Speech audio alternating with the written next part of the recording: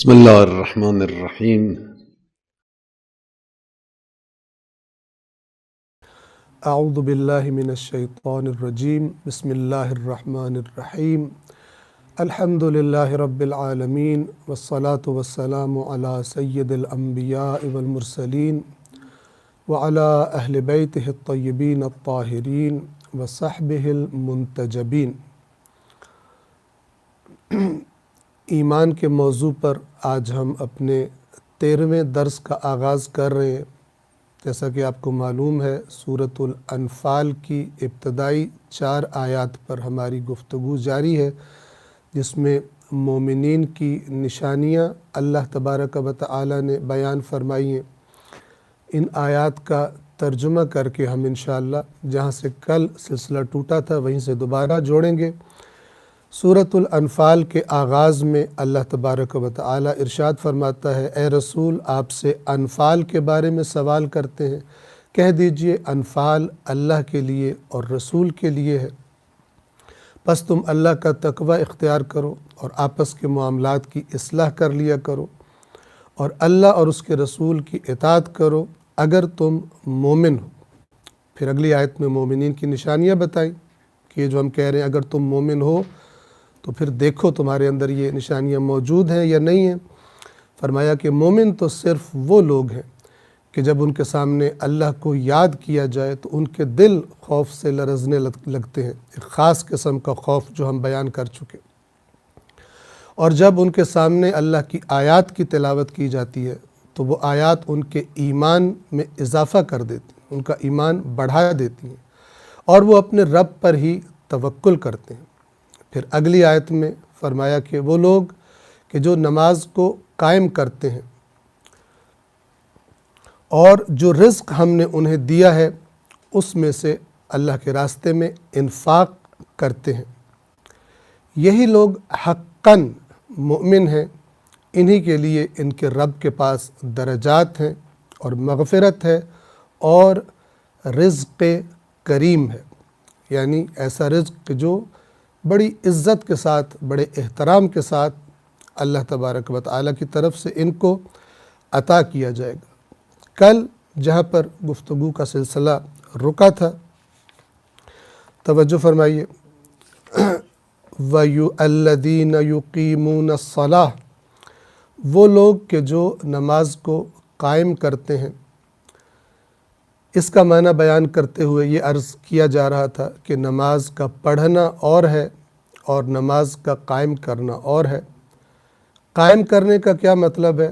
بتایا گیا تھا کہ چند معانی فرض کیے جا سکتے ہیں اور ہو سکتا ہے کہ وہ سارے کے سارے ٹھیک ہوں، اور گویا کہ وہ چند معانی، چند احتمالات کہ جو آپ کی خدمت میں عرض کیے جا رہے ہیں، یعنی آیت اللہ خامنائی نے اس لفظ کا معنی کرنے میں جو بتایا ہے، ان تینوں احتمالات کو، مثلا ان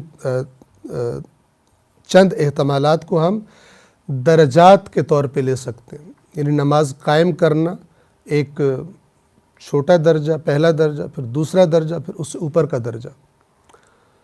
تو یہ درجات انسان ان کو حاصل کرنے کی، ان کی طرف جانے کی کوشش کرے، لیکن پہلا قدم ظاہر ہے کہ سمجھنا ہے بات کو۔ تو پہلا جو احتمال، پہلا معنی بتایا تھا وہ یہ تھا کہ نماز کو قائم کرنا یعنی نماز کو پوری اہمیت کے ساتھ، اب اس کی کامل شکل و صورت میں نماز کی تعلیمات کو مد نظر رکھتے ہوئے نماز کو ادا کرنا۔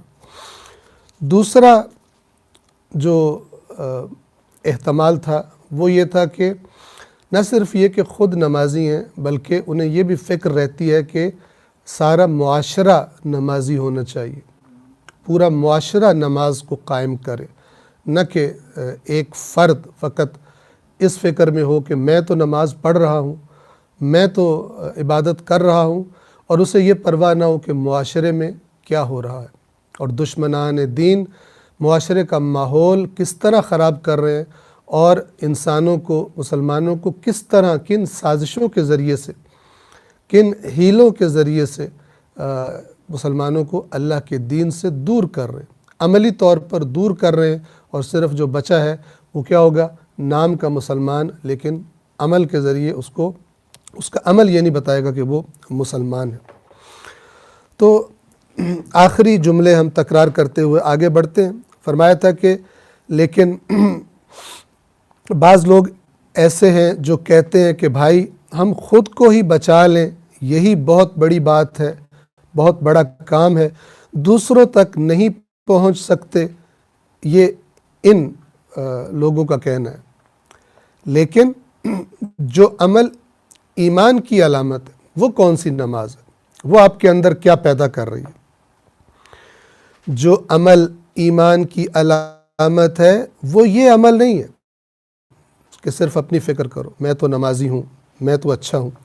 جو شخص اچھی نماز پڑھتا ہو لیکن خود ہی پڑھتا ہو، دوسروں سے اسے کوئی مطلب نہ ہو، یہ درست نہیں، ٹھیک نہیں ہے، یعنی کامل نہیں ہے. کامل جسے کہا جاتا ہے وہ نہیں ہے. ایمان کی علامت کیا ہے؟ نماز قائم کرنا، نماز کو معاشرے میں قائم کرنا، یہ ایمان اللہ نے چاہا ہے. میں نے کل عرض کیا تھا، ہم جو نماز میں سورۃ الفاتحہ کی تلاوت کرتے ہیں ہم کیا کہتے ہیں؟ اہدنا، ہماری ہدایت فرما. یہ ہماری اشارہ ہے، پیغام ہے کہ صرف میں کی فکر میں نہ رہو، صرف اپنی فکر میں نہ رہو، بلکہ باقی معاشرے کی بھی فکر تمہیں کرنی ہے. ایمان کی علامت کیا ہے؟ نماز قائم کرنا، نماز کو معاشرے میں قائم کرنا، سب کو نمازی بنانا. اب یہاں پر ایک اور اگلی بات بیان کر رہے ہیں، اچھی طرح توجہ فرمائیے گا. یہ سب کو نمازی بنانا اس معنی میں نہیں کہ سب لوگ ایک ہیں، کہ اس سے میری مراد یہ نہیں کہ ہم کوشش کریں بس نماز لوگ ضرور پڑھیں، لیکن جب باہر نکلیں تو اس نماز کا اثر ان کی زندگیوں میں نہ ہو، وہ معاشرہ نمازی معاشرہ نظر نہ آئے. کس معنی؟ نماز برائیوں سے روک دیتی ہے، وہ اثر نظر نہ آ رہا ہو لیکن سب نماز پڑھ رہے ہیں. جیسے آج کل ہم یہ چیز اکثر دیکھنے میں آتی ہے کہ بہت سارے لوگ نماز روزے کے بارے میں پابند ہیں، دیندار ہیں، لیکن اپنی عملی زندگیوں میں جو نماز کا اثر نظر آنا چاہیے تھا، جو روزے کا اثر نظر آنا چاہیے تھا، وہ نظر نہیں آتا. اسی طرح دنیا دار ہیں، اسی طرح اپنی عملی زندگی میں جہاں ان کا دنیاوی مفاد آ جائے دین کو پس پش ڈال دیتے ہیں، لیکن نماز بھی پڑھ رہے ہوتے ہیں، روزہ بھی رکھ رہے ہوتے ہیں، دیگر عبادات بھی انجام دے رہے ہوتے ہیں، لیکن گویا کہ ایسا لگتا ہے ان کی زندگیوں کو دیکھ کر کہ یہ دو الگ الگ فیلڈ ہیں، دو الگ الگ شعبے ہیں. ایک کا نام دنیا، ایک کا نام دین ہے. اس کے اپنے تقاضے ہیں دین کے، وہ ہم مسجد میں جا کے کر لیتے ہیں، وہ ہم عمرہ کر کے کر لیتے ہیں، وہ حج کر کے کر لیتے ہیں، اور دنیا کے اپنے تقاضے اور وہ بھی ہمیں پورے کرنے. یہ ایک بدترین خطا ہے اور بدترین تحریف ہے کہ جس کا شکار ہم دیکھتے ہیں کہ متدین لوگ، دیندار لوگ اس کا شکار نظر آتے ہیں. تو اب آیت اللہ خامنہئی اس معنی کی طرف توجہ کروانا چاہ رہے ہیں اور ہوشیار کرنا چاہ رہے ہیں. سب کو نمازی بنانا اس معنی میں نہیں کہ سب لوگ ایک عبادت انجام دیں. فرماتے ہیں میرا دل چاہتا ہے کہ آپ اپنے ذہن کو الفاظ کے قالب سے باہر لے جائیں، زیادہ وسیع دائرے میں سوچیں. میں بھی اسی طرح سوچتا ہوں، الفاظ کمتر اور ناقص ہیں. یعنی الفاظ نے آپ کے ذہن کو ایک جگہ پر پہنچا دیا، اپنے ذہن کو جس طرف اب یہ الفاظ کے ذریعے آپ کا ذہن پہنچا ہے آگے لے جانے کی کوشش کریں. الفاظ کی گہرائیوں میں آگے تک سوچنے کی کوشش کریں، اپنے آپ کو الفاظ کی قید سے باہر لے کر جائیں. کیسے؟ البتہ قرآن مجید کی یہ جو بات کرنے جا رہے ہیں یہ قرآن مجید کی آیات سے واضح ہے. نمازیوں کے اندر جو خصوصیات پیدا ہوتی ہیں وہ اللہ کی کتاب نے بیان فرمائی. جیسے میں نے عرض کیا تھا، برائیوں سے، بے حیائیوں سے روکتی ہے.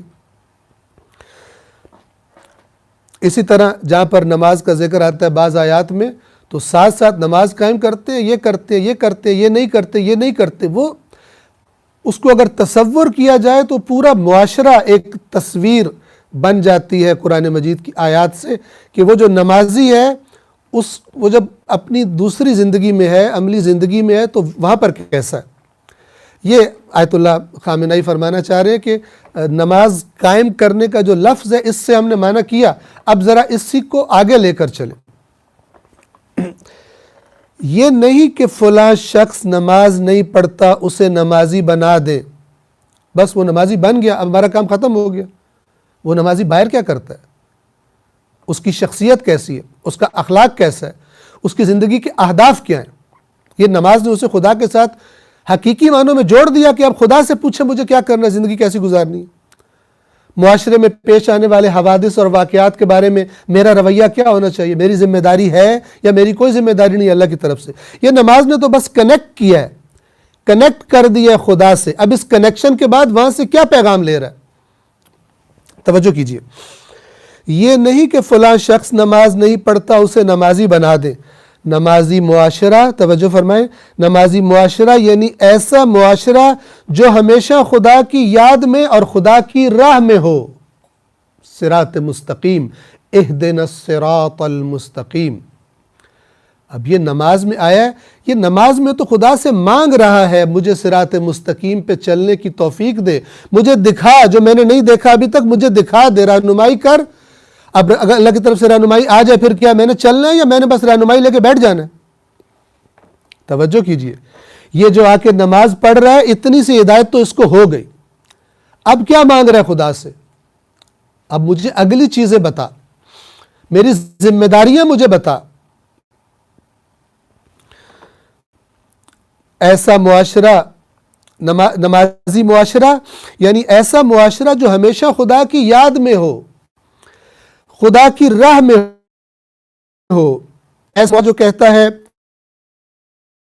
ایاک نعبد و ایاک نستعین، جو اس آیت کو تکرار کرتا ہے، خدا کے علاوہ کسی کی عبادت اور بندگی نہیں کرتا اور خدا کے سوا کسی پر تقیہ نہیں کرتا اور نہ کسی سے مدد طلب کرتا ہے۔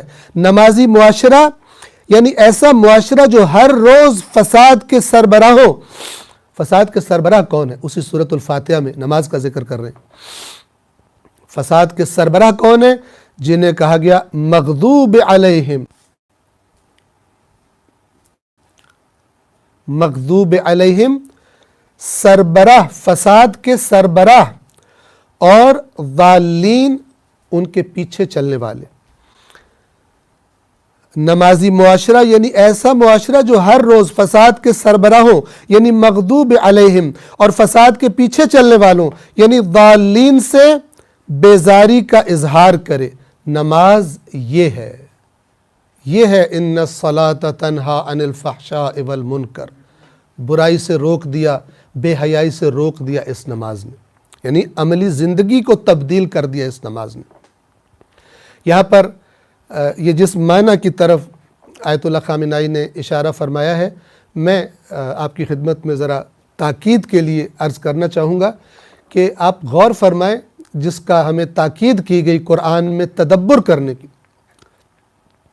اگر آپ بالکل ذہن کو صاف کر کے، جو باتیں بھی آپ کے ذہن میں ہیں، ذہن کو صاف کر کے اس آیت کو دیکھیں، غیر المغضوب علیہم، نہ ان کا راستہ جن پر غضب کیا گیا، ولا الضالین، اور نہ ان کا راستہ جو گمراہ ہو گئے، بھٹک گئے۔ یہ دو لفظ کیوں ہیں؟ صرف یہ کہہ دیتے کہ ہمیں ان کا راستہ گمراہ ہو گئے، دو لفظ استعمال کیے ہیں، یعنی دو گروپس کی طرف اللہ نے توجہ دلوانی چاہیے کہ اے نماز پڑھنے والے، ان دونوں گروپس میں تجھے نہیں ہونا۔ تو ان دو کا فرق کیسے کریں گے؟ اگر ہم انہی اور کوئی بات ذہن میں نہ ہو، انہی الفاظ میں تدبر کریں تو ہم پہلی بات کیا دیکھتے ہیں کہ مغضوب علیہم اپنی جگہ پر ضالین بھی ہیں، جس پر اللہ کا غضب ہو رہا ہے، یعنی وہ بھٹکا ہوا ہے، وہ سیدھے راستے پہ نہیں ہے۔ لیکن پھر کہا جا رہا ہے ولا الضالین، اور نہ بھٹکے ہوئے کا، تو پھر یہ کون سے بھٹکے ہوئے ہیں؟ یہ جو غضب کا لفظ ہے یہ بتا رہا ہے کہ یہ کوئی شدید بڑے لیول کے مجرم ہیں، اور اسی بنا پر آیت اللہ خامنہئی نے یہاں پر فرمایا کہ فساد کے سربراہوں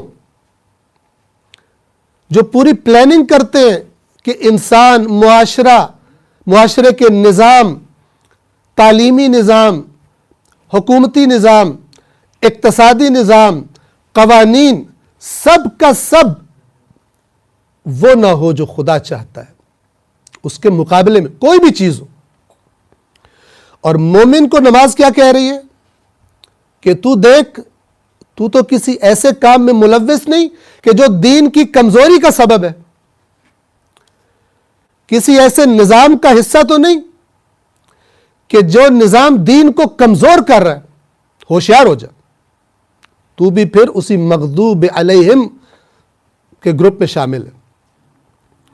اور ضالین کون ہے؟ اس گروہ میں بھی تجھے اے نمازی شامل نہیں ہونا۔ وہ کون ہے؟ کہ جو ان سازشوں کی زد میں آ کے پیچھے چل پڑتے ہیں، خود اتنے بڑے مجرم نہیں ہوتے، دین کے دشمن نہیں ہوتے، اللہ کے دشمن نہیں ہوتے یہ، لیکن اللہ کے دشمنوں کی سازشوں پر توجہ نہیں کرتے، ہوشیار نہیں ہوتے، بیدار نہیں ہوتے، خبردار نہیں ہوتے، اور اسی راستے پہ چل رہے ہوتے ہیں جو کسی اور نے دکھایا ہے، نہ خدا نے دکھایا ہے۔ ہو سکتا ہے نماز میں کہہ رہا ہو اہدنا الصراط المستقیم، لیکن عملی زندگی میں کسی اور نظام کو فالو کر رہا ہے، کسی اور ہدف کے پیچھے جا رہا ہے، اور سمجھتا ہے دین نے، اللہ نے مجھ سے یہی کہا ہے کہ میں نے آ کر یہ چند رکعت نماز پڑھنی ہے، اٹھنا بیٹھنا، یوں رکوع کرنا، یوں سجدے کرنے۔ یہ کہنا چاہ رہے ہیں آیت اللہ خامنہ یہاں پر، ان آیات کی روح نمازی کو کیا کہنا چاہتی ہے؟ یہ جو کہہ رہے خدایا مجھے نہ مغضوب علیہم کی طرف جانے دینا، نہ ضالین میں مجھے جانے دینا۔ اب اس دعا کا کیا مطلب ہے؟ وہی فارمولہ ہمیشہ آئے گا کہ تو دعا مانگ رہا ہے مجھ سے، اب کچھ تو خود بھی سوچ اور کر، اور پھر خدا بھی تیری مدد کرے گا اس راستے پر چلنے میں۔ نہ کہ عمل تیرا برعکس ہو اور خدا سے تو مانگ رہا ہے۔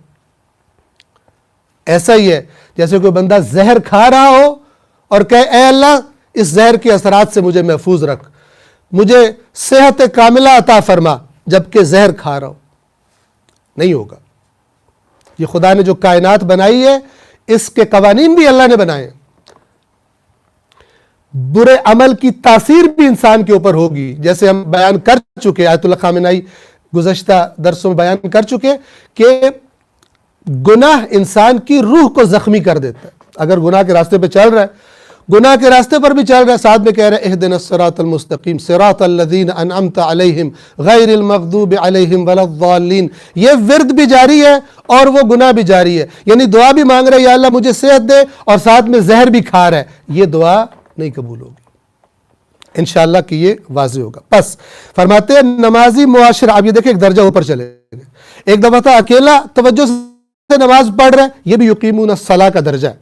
نمازی معاشرہ یعنی ایسا معاشرہ جو ہر روز فساد کے سربراہوں یعنی مغضوب علیہم اور فساد کے پیچھے چلنے والوں یعنی ضالین سے بیزاری کا اظہار کرے، یعنی ان کے ساتھ نہیں چلنا، اس راستے پر نہیں چلنا۔ یہ بیزاری ہے جس کو قرآن کے لفظوں میں تبرع بھی کہا جاتا ہے۔ البتہ اس راستے سے بیزاری ہے، ورنہ ان کی ہدایت کی کوشش کرنا یہ عین تقوی ہے، جیسے کہ پہلے بیان ہو چکا۔ ہدایت کی کوشش کرنا، ان کی معاشرے کی اصلاح کی کوشش کرنا یہ عین تقوی ہے، عین ذمہ داری ہے انسان کی، لیکن ان کی غلط حرکات سے خود کو بچا کے رکھنا یہ بیزاری کا معنی ہے کہ ہم نہ مغضوب علیہم میں شامل ہوں اور نہ ضالین میں شامل ہوں۔ نماز یہ ہے۔ پھر اس کے بعد آیت اللہ سید علی خامنہئی فرماتے ہیں اگر کوئی شخص دوسروں کو ان معنوں میں نمازی بنانے کی کوشش کرے، یعنی اب کوئی شخص کوشش کرے، دیکھیے ایک بندہ کوشش کر رہا تھا بس میرا یہ بھائی میرا دوست نماز پڑھنے لگے، لیکن اللہ نے اس کی معرفت میں اضافہ کر دیا۔ اب یہ اس کو صرف نمازی بنانے کے چکر میں نہیں ہے، بلکہ اگلا سٹیپ بھی اس کے ذہن میں ہے کہ صرف نماز پڑھنے کی عادت نہیں ڈالنی، بلکہ نماز کی روح بھی اسے بتانی ہے۔ اگر کوئی شخص دوسروں کو ان معنوں میں نمازی بنانے کی کوشش کرے، در حقیقت یہ کوشش ہے حق کی عبودیت مطلق کی راہ میں۔ مطلق عبودیت، مطلق عبودیت کہتے ہیں بندگی کو، اطاعت کو، اور اس کا کمال اسے عبادت کہتے ہیں، جو اور کسی کی نہیں ہوتی، صرف اللہ کی ہوتی۔ توجہ فرما رہے ہیں، حق کی عبودیت مطلق مطلق یعنی بغیر کسی قید و شرط کے کہ میں ان معاملات میں تو حق کی اطاعت کروں گا، لیکن اگر یہ مسئلہ پیش آ گیا پھر میں حق کی اطاعت نہیں کروں گا، پھر میں اپنا مفاد دیکھوں گا. یہ نہیں. عبودیت مطلق یعنی بغیر کسی قید و شرط کے، بغیر کسی ٹرمز اینڈ کنڈیشنز کے حق کی اطاعت کرنی ہے مجھے. تو یہ جو اس قسم کا نمازی بنانے کی کسی کو کوشش کرے، در حقیقت یہ کوشش ہے حق کی عبودیت مطلق کی راہ میں فساد کو جڑ سے اکھاڑ پھینک کی راہ میں اب اس راہ پہ چل پڑے. یہ ہے صراط مستقیم. میں اور ہم کو ختم کرنے کی راہ میں، میں یعنی اپنی انا، میرے مفادات، میری ترجیحات نہیں، خدا نے جو اہداف مقرر کیے وہی اب میرے مفادات ہیں. ہم یعنی میری فیملی، یعنی میرا خاندان، یعنی میری سیاسی پارٹی، یعنی میری تنظیم، یہ ہم ختم. کون سا ہم؟ انسانیت. سب خدا کے بندے ہیں. جو خدا سے کٹے ہوئے ان کو خدا سے جوڑنا ہے. یہ ہے حقیقی صراط مستقیم. یہ ہے اہدنا کا پیغام. ہماری ہدایت فرما دے. اور اگر کوئی دیکھنا چاہتا ہو تو پھر وہی بات، لَقَدْ كَانَ لَكُمْ فِي رَسُولِ اللَّهِ أُسْوَةٌ حَسَنَةٌ. رسول اللہ کی ذات اقدس اسوہ حسنہ ہے.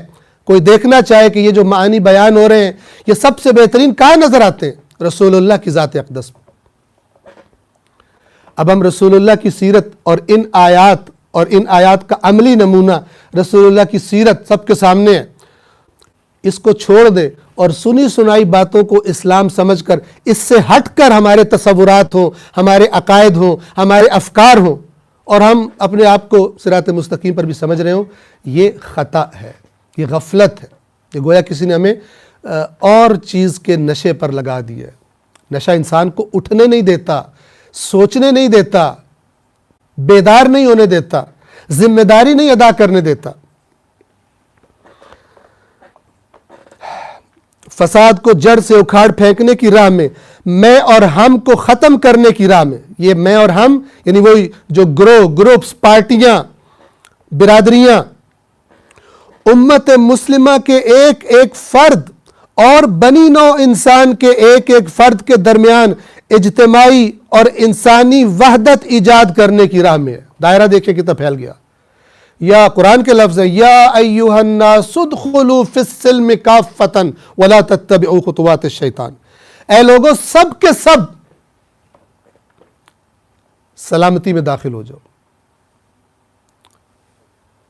قرآن میں کئی جگہوں پر یا ایھا الناس کہا گیا، جو بہترین واضح دلیل ہے کہ قرآن کا پیغام ساری انسانیت کے لیے. قرآنی فکر رکھنے والا جب بات کرتا ہے، جب پلان بناتا ہے، تو اگرچہ ابتدائی سٹیپ میں اپنے آس پاس کے معاشرے کو ذہن میں رکھے گا، لیکن الٹیمیٹلی فائنلی ساری انسانیت کے لیے ہوگی اس کی بات، ساری انسانیت کی فکر میں ہوگا، اس راستے پر چل رہا ہوگا.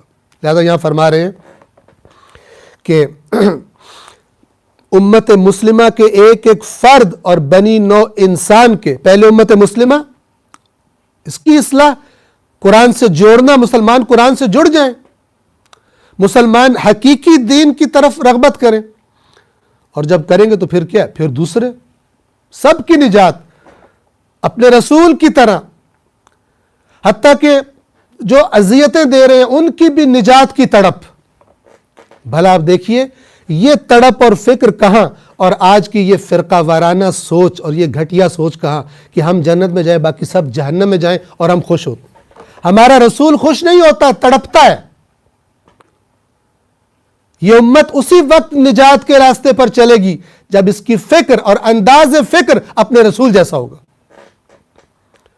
نہ کہ اپنی پکائی ہوئی کھچڑیوں سے نفرتوں کے بیج معاشرے میں بوئے جائیں اور ان کو دین کی خدمت سمجھا جائے. یہ وہ جال ہے کہ جو شیطان نے مسلمانوں کے لیے بنا ہے، اور اللہ نے اس فرقہ واریت کو قرآن میں اپنا عذاب بتایا. توجہ کیجیے. امت مسلمہ کے ایک ایک فرد اور بنی نوع انسان کے ایک ایک فرد کے درمیان اجتماعی اور انسانی وحدت کو ایجاد کرنا. سب انسان اللہ کے بندے ہیں، اس فکر میں ہو.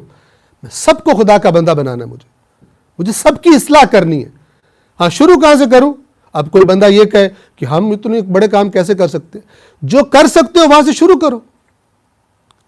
اپنے آس پاس میں اصلاح شروع کرو. لوگوں کو صحیح فکر، اگر صحیح فکر خود مجھ تک پہنچ گئی ہے تو میں پھر دوسروں کو پہنچاؤں. جو میں اپنے دوستوں کے ساتھ بیٹھ کر، اپنی فیملی کے ساتھ بیٹھ کر دنیا کے اتنے موضوعات ڈسکس کرتا ہوں، میں اس طرف چلوں، میں اس کی عادت ڈالوں اپنے آپ کو.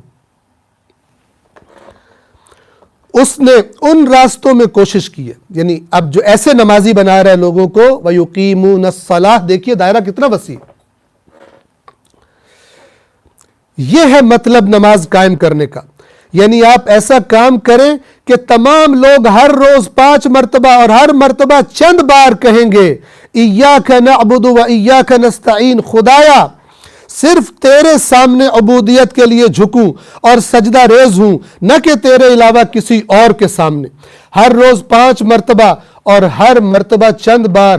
مغضوب علیہم یعنی سربراہان فساد اور ضالین ان کے پیروکار، تباہی کے سرداروں، فساد کے سرداروں اور ان کے پیروکاروں سے تبرہ کرے، بیزاری کا اظہار کرے، اظہار بیزاری کرے. اس قسم کا معاشرہ بنائے. ممکن ہے اقامہ صلاۃ کے یہ معنی ہو، یہ ممکن ہے، یعنی ہم اس طرح معنی کریں. اور اگر ہم یہ جو معنی بتائے گئے ان کو سب کو اکٹھا دیکھیں تو یہ درجات بن جائیں گے. انسان پہلے اپنی نماز کو ٹھیک کرے اور اپنی نماز کو پھر اس کے اندر روح پیدا کرے، نماز کے پیغام کو سمجھے، اپنی عملی زندگی میں لاگو کرے، اور اس کے بعد دوسروں کو نمازی بنائے اور پھر ان کے اندر بھی وہی روح پیدا کرنے کی کوشش کرے. وَيُقِيمُونَ الصَّلَاةَ، اور وہ نماز کو قائم کرتے. اس کے بعد اگلی صفت وَمِمَّا رَزَقْنَاهُمْ يُنْفِقُونَ، اور جو کچھ ہم نے انہیں رزق دیا ہے اس میں سے اللہ کے راستے میں انفاق کرتے ہیں. انفاق کا تذکرہ پہلے بھی اسی کتاب میں گزر چکا، لیکن چونکہ سورہ انفال کی اس آیت میں دوبارہ انفاق کا ذکر آیا. اور آپ یاد رکھیے کہ جیسے نماز کا ذکر کثرت کے ساتھ ہے قرآن میں، اقامہ صلاۃ کا، اسی طرح انفاق کا جو ذکر ہے وہ کثرت کے ساتھ ہے قرآن میں. اور انفاق سے روکنے والے، انفاق نہ کرنے والے، اللہ تبارک و تعالیٰ نے اسے نفاق کی، منافقت کی علامت بتایا قرآن. ہم الذین یقولون لا تنفقوا علی من عند رسول اللہ، یہ منافق ہے. سورۃ المنافقون کی آیت ہے. یہ منافق ہے جو کہتے ہیں کہ جو رسول کے ساتھ ان کے ساتھی ہیں ان پہ خرچ مت کرو، حتی ینفضوا، یہاں تک کہ یہ بھوک سے تنگ آ کر بھاگ جائیں، رسول اللہ کو چھوڑ کر چلے جائیں. دین کو تقویت، رسول اللہ کے ساتھیوں کی تقویت کے لیے اس زمانے میں بھی کہ جب رسول اللہ خود موجود تھے، انفاق کی ضرورت تھی، خرچ کی ضرورت تھی. اور خوش نصیب تھے وہ کہ جن کو توفیق ملی انفاق کرنے کی، اور خوش نصیب ہیں وہ جن کو آج جن کی زندگیوں کا حصہ ہے اللہ کے راستے میں انفاق کرنا. انفاق کا معنی انٹیلیجنٹ سپینڈنگ، ایسا نہیں کہ جوش آیا ہے کام کا اور وہ کر دیا، وہ اہم تھا یا زیادہ اہم تھا یا کم اہم تھا دیکھا ہی نہیں، بس میرا دوست یہ کر رہا ہے میں نے بھی یہی کرنا ہے. انٹیلیجنٹ سپینڈنگ، ذہین لوگوں کا خرچ. پہلے معاشرے کو دیکھے سمجھے، دین کے پیغامات کو دیکھے سمجھے، پھر دیکھے سب سے بہترین کہاں پر ہے، سب سے بہترین جگہ کون سی ہے اپنا سرمایہ انویسٹ کرنے کی. من ذا الذی یقرض اللہ قرضا حسنا، کون ہے جو اللہ کو قرض حسنہ دے، یہ کس شعبے میں لگاؤں میں. توجہ کیجیے، فرماتے ہیں آیت اللہ خامنہ فرماتے ہیں وَمِمَّا رَزَقْنَاهُمْ يُنْفِقُونَ، یہ وہی سورۃ الانفال کی آیت نمبر 3 کا آخری حصہ ہے. مومنوں کی مزید علامت کیا ہے؟ مومن کے اندر اور کون سی علامت ہوتی ہے؟ یہ ہے کہ جو روزی ہم نے ان کو دی ہے اس میں سے انفاق کرتے ہیں. انفاق کیا ہے؟ فرماتے ہیں پہلے انفاق کے معنی کو اشارتاً بیان کیا تھا، اب تک شاید 10 مرتبہ مختلف موضوعات پر بحث کے ضمن میں انفاق بیان ہو چکا ہے، اس مرتبہ 11ویں بار بھی ہو جائے۔ آپ محسوس کر سکتے ہیں یہ مختلف موضوعات پر بحث کرتے ہوئے کیوں انفاق کا ذکر آتا ہے؟ چونکہ جب قرآن کی بات ہو رہی، قرآن سے موضوعات بیان ہو رہے ہوں تو انفاق آ جاتا ہے بیچ میں، آیات قرآن بھری پڑی ہے انفاق سے، تو جب انفاق کا ذکر آئے گا، اور یہ قرآن کا ایک یونیک سٹائل ہے کہ جو کسی اور کتاب کا سٹائل نہیں ہے کہ آپ کہیں سے قرآن کو اٹھا کے پڑھ لیں، جو بھی بات ہو رہی ہو آپ کو وہاں سے ہدایت اور نصیحت کا پہلو صاف نظر آئے گا۔ لہذا چونکہ آیت اللہ خامنہئی کے جو ان باتوں سے پتہ چل رہا ہے، جو گزشتہ بھی موضوعات پہ بات کر چکے ہیں، یعنی اس دروس کی ان تقاریر کی سیریز سے پہلے بھی جو بات کر چکے، اپنے سننے والوں سے کہہ رہے ہیں کہ کئی دفعہ میں انفاق کا معنی بیان کر چکا ہوں۔ کیوں؟ اس لیے کہ جب قرآن پڑھا جا رہا ہوگا تو انفاق بار بار آئے گا، جب قرآن بتایا جا رہا ہوگا تو انفاق وہ موضوع کے جو قرآن میں بہت زیادہ ریپیٹ ہوئے، تکرار ہوئی ہے، اور وہ دلیل ہے کہ اللہ نے جس کو بار بار تکرار کیا ہے وہ بہت امپورٹنٹ ہے، وہ اسلامی معاشرے کی بنیاد قائم کرنے کے لیے، اسے مضبوط کرنے کے لیے بہت زیادہ ضروری ہے۔ قرآن میں کسی چیز کا بار بار تکرار ہونا ہمیں یہ بتاتا ہے۔ تو فرما رہے ہیں کہ پہلے انفاق کے معنی کو اشارتاً بیان کیا تھا، اب تک شاید 10 مرتبہ مختلف موضوعات پر بحث کے ضمن میں انفاق بیان ہو چکا ہے، اس مرتبہ 11ویں بار بھی ہو جائے۔ کیونکہ بعض اوقات بعض لوگوں نے پچھلی باتیں نہیں سنی ہوتی، پہلی دفعہ آئے ہوتے ہیں، تو وہ بھی سن لیں۔ فرماتے ہیں انفاق یعنی کسی کی ضرورت کو پورا کرنا، جس خرچ کرنے سے کوئی مدد ہو جائے، کوئی ضرورت پوری ہو جائے، اسے انفاق کہتے ہیں۔ کوئی خلا، کوئی گیپ بھر جائے، چاہے کسی کا شکم کھانے سے خالی ہو اور چاہے کسی کے بدن کا جو پیٹ ہے وہ خالی ہو، کھانا نہ ہو اس میں، وہ بھرے، چاہے کسی کی روح کا پیٹ خالی ہو، جہالت ہو، علم نہ ہو، علم کی عدم موجودگی بھی افلاس ہے۔ حضرت علی علیہ السلام کا فرمان ہے لا فقر اشد من الجہل، کوئی فقر، کوئی غربت جہالت سے شدید نہیں ہے۔ شدید ترین فقیر اور غریب اور بھوکا وہ نہیں ہے جس کا پیٹ خالی ہے، اس سے بڑا غریب، اس سے بڑا مفلس وہ ہے جو جاہل ہے، جس کے پاس علم نہیں ہے۔ انفاق خلا کو بھریں، جہاں پیٹ خالی ہے، کھانا نہیں ہے، وہاں کھلانے کی کوشش کریں۔ جہاں جہالت ہے وہاں انفاق اس خالی جگہ کو جس کا نام جہالت ہے، علم کی عدم موجودگی، وہاں علم لانے کی کوشش کریں۔ وہ علم جو دنیا میں بھی ترقی کا سبب ہو، وہ علم جو آخرت میں بھی کامیابی کا سبب ہو۔ یہ ہے دین اسلام، یہ ہے تعلیمات قرآن۔ کوئی ضرورت پوری ہو جائے، اس سے انفاق کہتے ہیں۔ اب آگے مثال دیتے ہیں، جس مسجد میں تقریر کر رہے ہیں مثلا اس کی مثال دیتے ہیں۔ چنانچہ آپ آئے اور اس مسجد کو رنگ و روغن، اس مسجد کی رنگ و روغن شدہ دیواروں کے لیے رنگ کرنے کے لیے دوبارہ پیسے دے دیے۔ آپ نے دیکھا کہ مثلا رنگ یہ پرانا ہو گیا، آپ نے دوبارہ پیسے دے دیے۔ یہ انفاق نہیں ہے۔ کیوں؟ اس لیے کہ اس کام کی ضرورت نہیں تھی، یہاں رنگ و روغن موجود تھا۔ مسجد امام حسن، یہ جہاں پر وہ درس ہو رہے ہیں اس مسجد کا نام ہے مسجد امام حسن علیہ السلام کے لیے، کہ مسجد امام حسن کی کچی مٹی کے فرش پر آپ نے رنگ و روغن ڈال دیا۔ فرش کچا ہے، آپ نے اسے پینٹ کروا دیا، رنگ و روغن ڈال دیا۔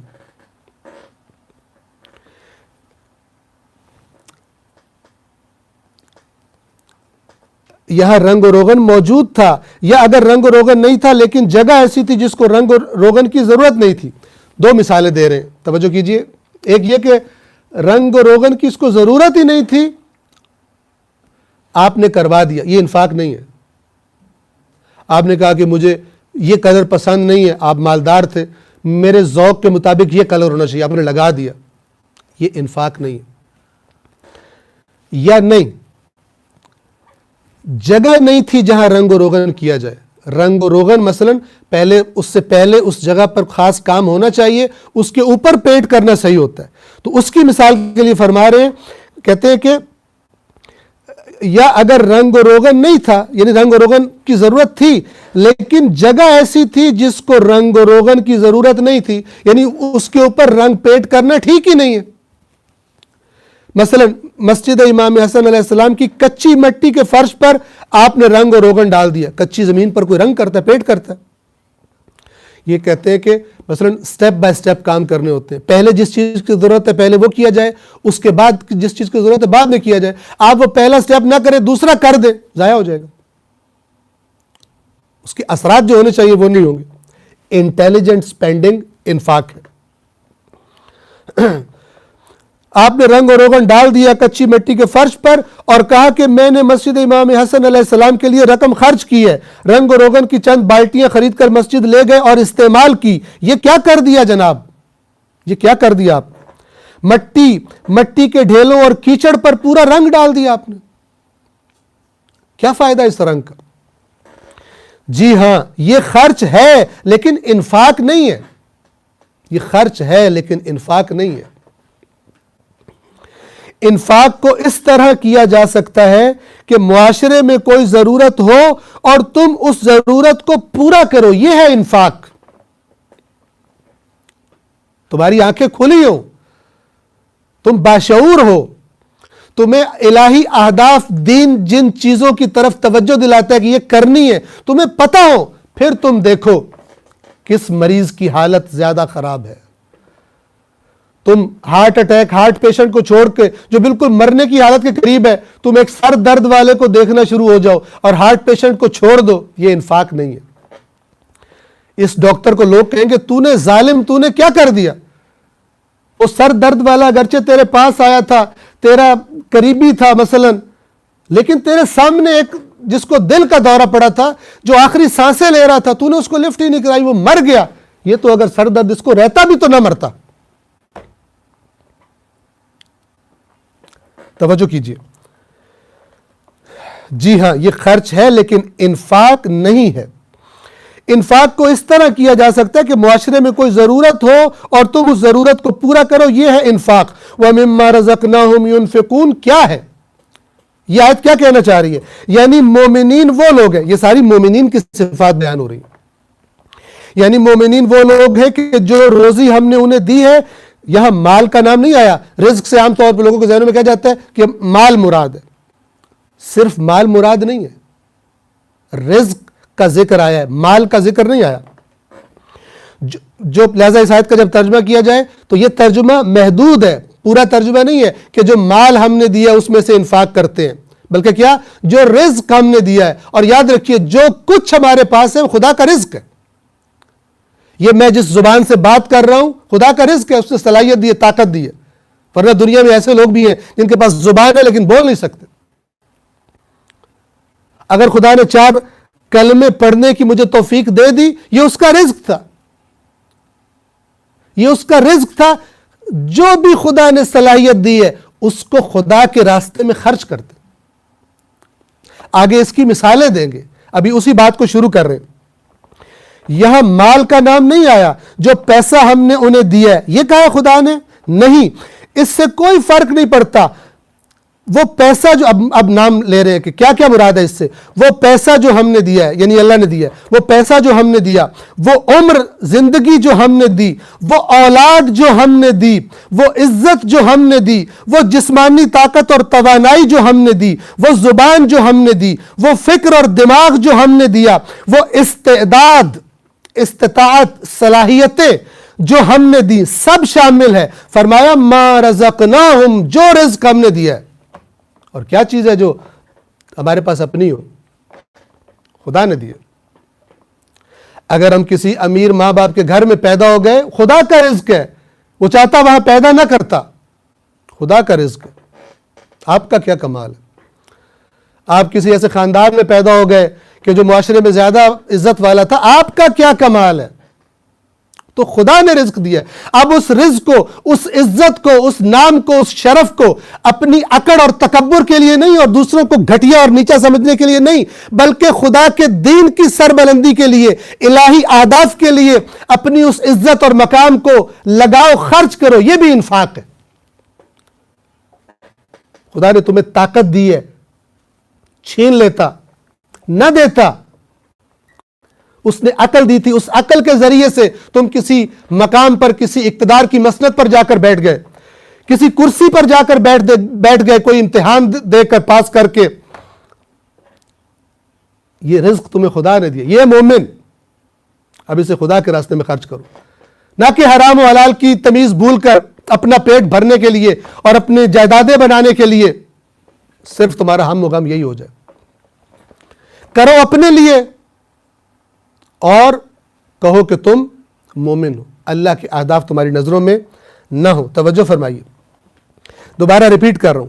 وہ پیسہ جو ہم نے دیا، وہ عمر جو ہم نے دی، وہ اولاد جو ہم نے دی، وہ عزت جو ہم نے دی، وہ جسمانی توانائی جو ہم نے دی، وہ زبان جو ہم نے دی، وہ فکر اور دماغ جو ہم نے دیا، وہ استعداد یعنی صلاحیتیں جو ہم نے دی، سب شامل ہے. فرمایا ما رزقناہم، جو رزق ہم نے انہیں دیا ہے، جو کچھ ہم نے انہیں رزق دیا، کیا کرتے ہیں؟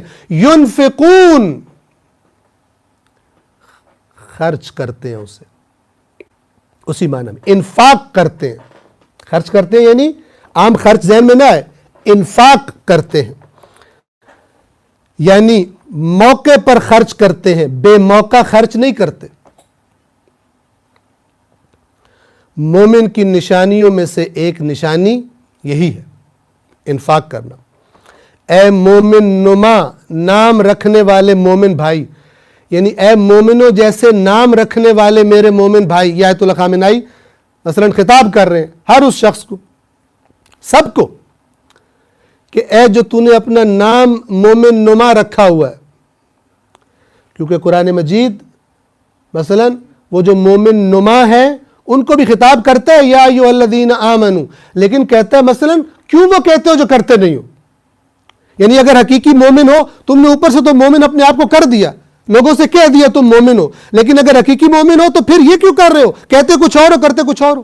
کہتے ہو ہم مومن ہیں، کام مومنوں والے نہیں کرتے ہو. یعنی موقع پر اے مومن نام رکھنے والے مومن بھائی، اے برادر، اگر تمہیں مومن کہا جائے تو تمہیں اچھا لگتا ہے. کسی کو کہا جائے کہ یہ مومن ہے، تمہیں اچھا لگتا ہے. اگر کوئی تمہارے ایمان کو معمولی سا ناقابل اعتبار کہے یا شک کرے تو تمہیں برا لگتا ہے. ممکن ہے تم یہ کہو، اب یہ آیت اللہ خامنائی کہہ رہے ہیں کہ ہو سکتا ہے میں جو باتیں کر رہا ہوں وہ آپ کو بری لگنا شروع ہو جائے اور آپ کہیں کہ تو آپ ہمیں مومن نہیں سمجھتے، ہم مومن نہیں ہیں. ایسا ہوتا ہے. نصیحت کی بات بعض اوقات کڑوی لگتی ہے، ڈاکٹر کی دوا بعض اوقات کڑوی لگتی ہے. عاقل کڑواہٹ کو نہیں دیکھتا، بچہ دوا کی دیکھتا ہے. کڑوی ہے تو میں نہیں کھاؤں گا، اچھی نہیں لگتی، یہ گندا ڈاکٹر ہے، اس سے میں نے بات نہیں سننی، اس سے میں نے دوائی نہیں لینی، مجھے وہ ڈاکٹر چاہیے جو مجھے میٹھی دوائی دے. دوائیاں کڑوی ہوتی ہیں، انجیکشن تکلیف دیتا ہے، آپریشن تکلیف دیتا ہے، لیکن نتیجے پر عاقل کی نگاہ ہوتی ہے، بچے کی نگاہ ہوتی ہے اس تکلیف پر جو عارضی طور پر پیش آ رہی ہوتی ہے. توجہ فرمائیے، فرما رہے ہیں ممکن ہے تم یہ کہو کہ اپنی باتوں میں ہمیں بے دین اور بے ایمان قرار دینے کا کیا فائدہ. اب ہمیں بے دین کہہ رہے ہیں، مومن نہیں ہیں. ہم مسجد میں آئے بیٹھے، ہم نمازیں پڑھتے ہیں، آپ کہہ رہے ہیں بے دین ہے. ممکن ہے آپ کو یہ لگے، ممکن ہے آپ یہ کہیں اے نام کے مومن بھائی، تم انفاق کرتے ہو، انفاق ہے تمہاری زندگی میں. میں یہ نہیں کہہ رہا کہ تم خرچ کرتے ہو یا نہیں، بہت خرچ کرتے ہو. ماہ رمضان کے ان ایام میں کس قدر پیسے دیتے ہو، لذیذ غذائیں بنواتے ہو، پرتکلف دسترخوان سجاتے ہو اور پیٹ بھرے لوگوں کو دعوت دیتے ہو، پیٹ بھرے لوگوں کو دعوت دیتے ہو. کتنا خرچ کرتے ہو، لیکن آیا انفاق بھی کرتے ہو؟ اے محترم مقرر، اے تقریر کرنے والے، اے خطیب، اے ممبر پر سٹیج پر چڑھنے والے، تم کس قدر بولتے ہو، کتنا ہانپتے ہو، اپنے سینے کو، پھیپھڑوں کو، اپنے وجود کو، اپنے جسم کو اور اعصاب کو بڑا استعمال کرتے ہو، اپنے بیان کی طاقت کو، اپنی خطابت کو کتنا استعمال کرتے ہو، لیکن کیا اس طاقت میں سے کچھ انفاق بھی کرتے ہو؟ ہر جگہ پر انفاق ہے، بے جا صلاحیتوں کو لگاتے رہنا اور ہے، اور انفاق اور ہے، صرف مال میں محدود نہیں ہے۔ السلام علیکم ورحمۃ اللہ وبرکاتہ۔